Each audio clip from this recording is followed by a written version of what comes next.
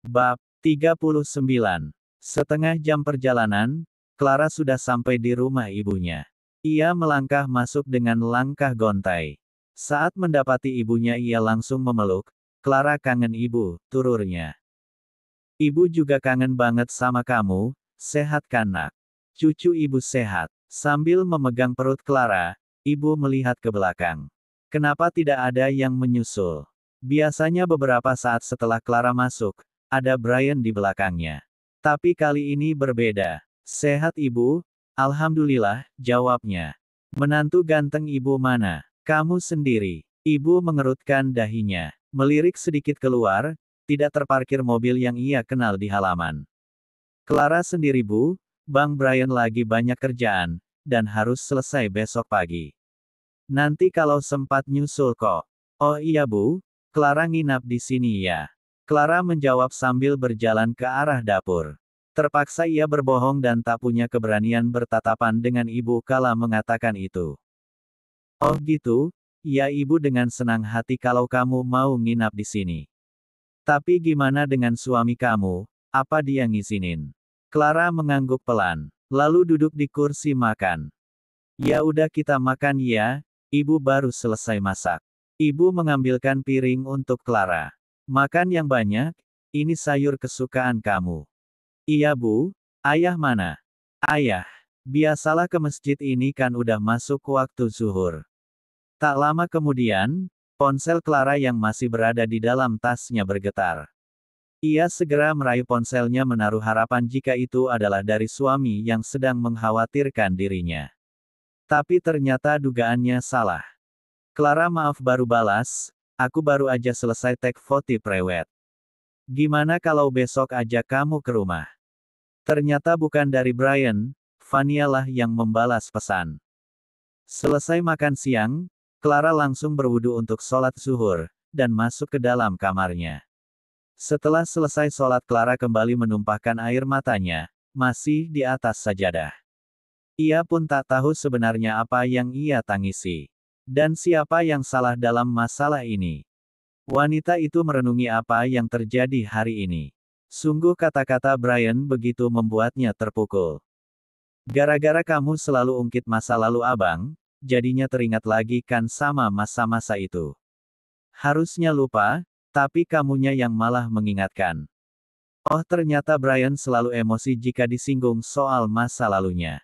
Mengapa bisa seperti itu? Belum siapkah lelaki itu untuk benar-benar mengubur masa lalunya? Terlebih saat Brian mengatakan capek menghadapi dirinya, segala tingkahnya. Ditambah dengan nada membentak dan bantingan pintu yang sangat keras. Ya Clara juga tidak mengerti mengapa dirinya seperti itu. Hingga akhirnya Clara hanya bisa menyadari kesalahannya. Tak seharusnya ia mengungkit masa lalu suaminya sampai sejauh itu. Sungguh sebenarnya ia hanya tak rela jika Brian pernah bermesraan dengan orang lain meskipun itu adalah masa lalu. Sementara Brian adalah laki-laki pertama yang Clara cintai, seumur hidupnya ia tak pernah berpacaran atau benar-benar mencintai lelaki sedalam ini. Clara merasa bersalah karena ia pergi meninggalkan rumah tanpa izin suami. Ia mengambil ponselnya lalu mengirimkan pesan kepada Brian. Abang, sekarang adek lagi di rumah ibu. Maaf tadi mau minta izin kamunya tidur lelap. Nggak tega bangunin. Pesan sudah bercentang dua, namun Brian belum membalas. Sebenarnya sejak pagi tadi Clara merasa ada yang salah dengan tubuhnya. Ia merasa sangat lelah hingga ia terlambat bangun. Padahal hanya mengerjakan pekerjaan rumah seperti biasa. Maka pagi tadi Brian yang lebih dulu bangun, dari Clara. Hingga sekarang, ia ingin kembali berbaring di tempat tidur, dan merasa tubuhnya kedinginan. Sebelumnya ia mengambil selimut tebal untuk ia kenakan, lalu berbaring menutup mata dan menarik selimut itu sampai ke dadanya. Walau sangat susah untuk tertidur karena memikirkan kejadian hari ini, akhirnya Clara terpejam, ia tak kuasa lagi untuk membuka mata. Semua yang ia pikirkan hilang begitu saja dan ia benar-benar tidur. 1 jam kemudian, Brian terbangun dengan suara deringan ponsel berulang kali. Ia segera meraih ponsel itu dan tertera Mama sedang memanggil. Assalamualaikum Ma. Waalaikumsalam. kalian lagi tidur ya? Kok lama banget angkatnya? Clara mana? Mama nelpon berkali-kali juga nggak diangkat. Oh iya Ma, tidur. Ya udah kasih HP-nya ke Clara, Mama mau ngomong soal rencana acara syukuran 4 bulanan. Hah, iya Ma sebentar. Kenapa kamu kok kaget gitu? Bentar, Ma kayaknya Clara di kamar mandi. Brian berbohong, ia segera keluar kamar, menuju kamar sebelah dan tak mendapati istrinya. Dapur dan seisi rumah sudah ia telusuri namun ia tak mendapat sosok mungil itu. Seketika ia terdiam dan panik. Kemana Clara pergi? Brian. Halo Brian, kamu dengar Mama nggak? Iya Ma, nanti telpon lagi ya. Belum sempat Mama Mira menjawab, Brian sudah memutus panggilan secara sepihak. Saat ingin melakukan panggilan telepon pada Clara, ia terlebih dahulu membaca pesan dan akhirnya bernafas lega. Brian sengaja tidak mau langsung menyusul istrinya ke sana, biarlah mereka saling menenangkan diri masing-masing. Brian telah menyadari kesalahannya karena telah membentak Clara, bahkan mengeluarkan kata-kata yang seharusnya tidak perlu ia ungkapkan. Ia benar-benar menyesal, seketika ia langsung teringat dengan kata-kata dan nasihat sang mama. Clara jangan dibikin nangis terus dong. Kasihan dia, Mama nggak tega lihatnya. Wanita hamil itu memang cenderung sensitif. Harusnya ia mengalah saja tadi, tetap tenang dan jangan terbawa emosi. Biasanya saat Clara mulai marah atau mengomel karena sesuatu, Brian langsung mengambil sikap untuk memeluk dan menenangkannya, dan masalah akan selesai. Tapi entah mengapa hari ini hal itu tidak ia lakukan. Justru ia terbawa emosi. Dan kini laki-laki itu benar-benar menyesal. Brian khawatir kalau saat ini Clara menceritakan semuanya kepada ibu dan ayah. Apa jadinya? Ia pasti akan dianggap menantu yang tidak berperasaan dan tidak bertanggung jawab. Clara dan Brian jadi datang Bu. Ayah yang baru pulang bertanya. Jadi, itu Clara ada di kamar. Tapi sendirian? Katanya Brian lagi banyak kerjaan. Ibu menjawab sambil berjalan menuju ke kamar. Clara membuka pintu dan melihat Clara sedang berbaring miring dengan selimut tebalnya di siang hari seperti ini. Nak, kamu kenapa? Ibu yang meraba kening dan leher Clara, langsung panik karena suhu tubuhnya sangatlah panas. Clara, kita ke rumah sakit aja ya, badanmu panas sekali. Ibu khawatir sama janinmu. Ibu menggoyang-goyangkan sedikit tubuh Clara namun ia tak kunjung bangun. Ayah, siapkan mobil. Kita harus bawa Clara ke rumah sakit. Dia demam tinggi, dan sepertinya dia juga pingsan. Kemudian ayah langsung bergegas menuju garasi. Ibu, Clara nggak apa-apa kok. Cuma demam biasa, minum obat juga nanti turun demamnya. Dengan mata yang masih tertutup Clara berbicara setengah terbata. Tapi nak, kamu kan lagi hamil. Nggak boleh sembarangan minum obat, pokoknya kita tetap ke rumah sakit sekarang. Ayo ibu bantu kamu bangun.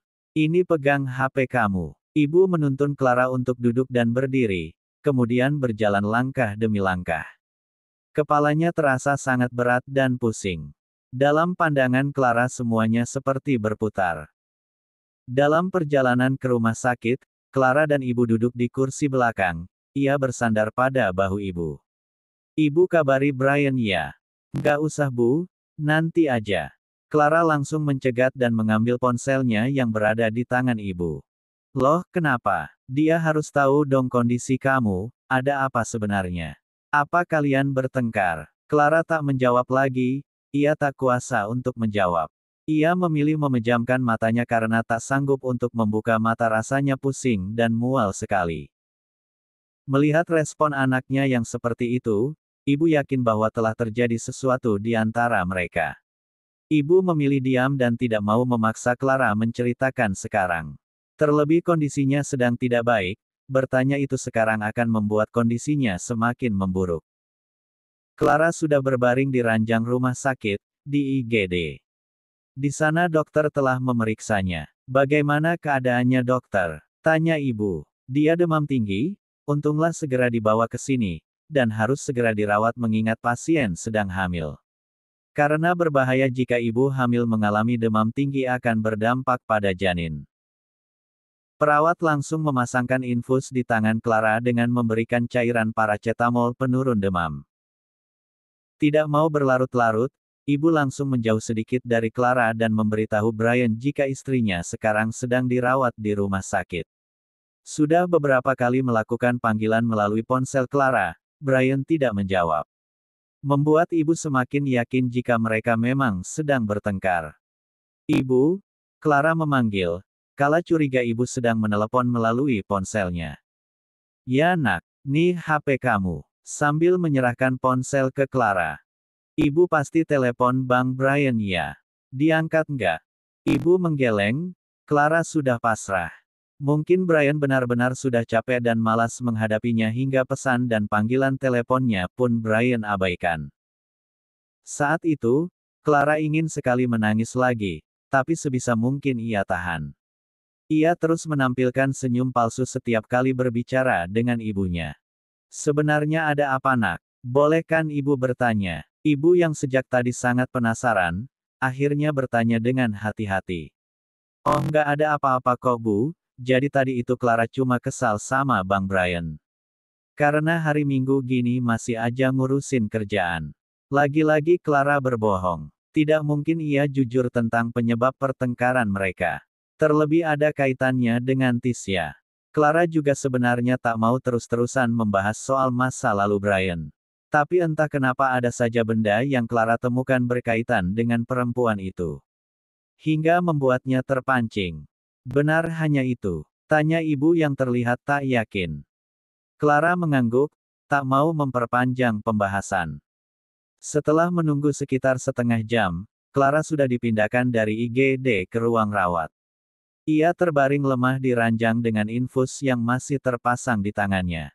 Jilbabnya dibuka aja nak, kan gak ada orang lain di sini. Clara menurut saja lalu kembali memejamkan matanya, ibu membuka kerudungnya lalu membuka ikatan rambutnya agar terurai dan mengelus dahinya dengan penuh kasih sayang. Ia tak tega melihat kondisi anaknya saat ini, meski ia juga tidak tahu persis penyebab pertengkaran Clara dan suaminya. Tak lama kemudian ponselnya yang berada di atas meja tepat di samping tempat tidur, bergetar. Refleks Clara langsung membuka matanya. Ia berharap itu adalah dari Brian. Nih, mertuamu nelpon. Ibu membantu Clara mengambilkan ponsel dan memberikan padanya. Ada apa ya Mama Mira nelpon? Sebelum benar-benar menjawabnya Clara mengatur nafas dan membenarkan suaranya agar tak mencurigakan. Assalamualaikum Ma. Waalaikumsalam, nak, kamu di mana? Kenapa pada abaikan telepon dari Mama sih? Oh maaf Ma, Clara ketiduran, ada apa Ma? Kalian minggu depan udah di sini kan? Mama mau bikin syukuran 4 bulanan kehamilan kamu, mau ngundang seluruh keluarga dan teman-teman Mama. Oh ya, sebelumnya Mama izin dulu nih sama ibu kamu. Boleh kan Mama yang ngambil alih untuk syukurannya? Tanya Mama Mira panjang lebar, membuat hati Clara tersentuh. Ibu yang tepat berada di sebelah Clara mendengar percakapan itu dan langsung mengangguk sembari melirik Clara tanda mengiyakan. Insya Allah Ma, iya boleh kok nggak masalah. Baiklah kalau begitu sayang, sampai ketemuan nanti. Assalamualaikum. Iya Ma, waalaikumsalam. Panggilan berakhir, syukurlah Mama Mira tidak memperpanjang obrolan. Mama mertuamu udah mulai sayang sama kamu ya. Clara mengangguk, Alhamdulillah Ma, sepertinya begitu. Ya udah kamu tidur aja lagi, pejamkan mata. Ibu duduk di sofa ya. Iya Bu. Brian sedang di dalam perjalanan menuju rumah ibu, ponselnya sengaja ia aktifkan mode silent agar bisa fokus menyetir, pasalnya sejak tadi Mama Mira terus menghubunginya. Dan ia tak siap untuk menjawab di mana Clara berada. Sesampainya di rumah sang mertua, ia tak mendapati siapapun di sana. Kemudian ia melakukan panggilan kepada istrinya, dengan perasaan gugup. Tak lama panggilan tersambung, suara dari seberang sana, bukan suara istrinya.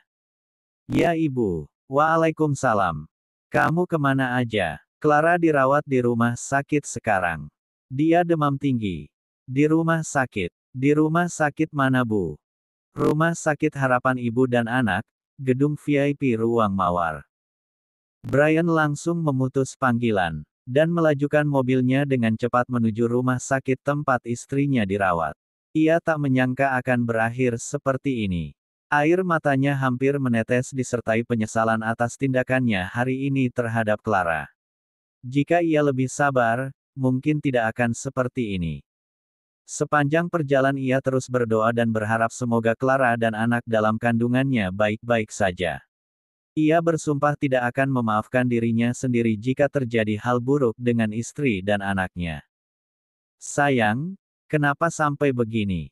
Tanpa ia sadari ada air menggenang di ujung matanya. Untunglah perjalanan sore itu mulus, tanpa harus terjebak macet seperti biasanya. Mungkin karena hari Minggu, bukan hari kerja seperti biasa lalu lintas sangat padat. Brian sudah sampai, ia langsung menuju ruangan yang disebutkan mertuanya tadi dan mempercepat langkahnya setengah berlari. Di depan ruang rawat, ia sudah ditunggu oleh ayah dan ibu mertuanya yang sedang duduk di kursi depan ruangan. Ia sudah siap kala disalahkan, dinasehati dan semacamnya. Karena ia memang mengaku salah. Ayah, ibu. Tak lupa ia menyalami kedua orang tua itu. Lalu ibu hanya memberi arahan dengan wajahnya untuk segera masuk menemui Clara. Jika ada masalah, segera diselesaikan, jangan sampai berlarut-larut ya, Brian. Ujar ayah. Dan mereka memberikan waktu pada Brian dan Clara untuk berudah. Mungkin ada kesalahpahaman yang harus mereka selesaikan. Itulah yang ada di dalam pikiran kedua orang tua Clara. Clara sama sekali tidak mengetahui jika suaminya itu akan datang ke sini. Ia sedang tertidur lelap, sangat mengantuk mungkin juga karena pengaruh obat yang diberikan dokter, agar ia bisa beristirahat. Brian masuk ke dalam ruangan bukan wajah istrinya yang pertama ia dapati, melainkan punggungnya karena Clara sedang tidur berbaring miring menghadap ke dinding, dengan selimut yang menutupi sebagian tubuhnya. Rambut panjangnya terurai di atas bantal. Hatinya benar-benar hancur melihat keadaan Clara yang seperti itu, terlebih dengan infus yang terpasang di tangan kirinya. Segera ia dekati tubuh yang terbaring lemah itu, yang pertama ia lakukan adalah mencium kepala Clara dengan penuh rasa penyesalan. Sayang, maafin abang, sambil mengelus lembut lengan kanan Clara. Namun apa yang ia lakukan tidak mendapat respon apapun. Hati abang hancur banget lihat kamu begini. Lanjutnya lagi, sambil mengusap kasar wajahnya sendiri. Brian tak tahu jika Clara benar-benar tertidur. Ia berpikir jika Clara mengabaikan kehadirannya. Berulang kali Brian mencium pucuk kepala dan kening Clara, tak juga membangunkan wanita itu. Kini Brian mengambil tempat pada sisi kosong tepat di samping istrinya. Ia ikut berbaring miring, sambil tangan kanannya mengusap perut istrinya yang sudah mulai membesar.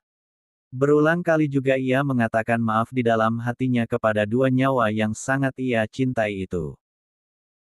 Setengah jam dengan posisi seperti itu, Brian tak peduli jika mertuanya akan melihat posisi mereka yang sangat dekat sekarang. Toh mereka juga sudah halal, apa salahnya? Dengan cara ini, Brian berharap bisa memperbaiki semuanya.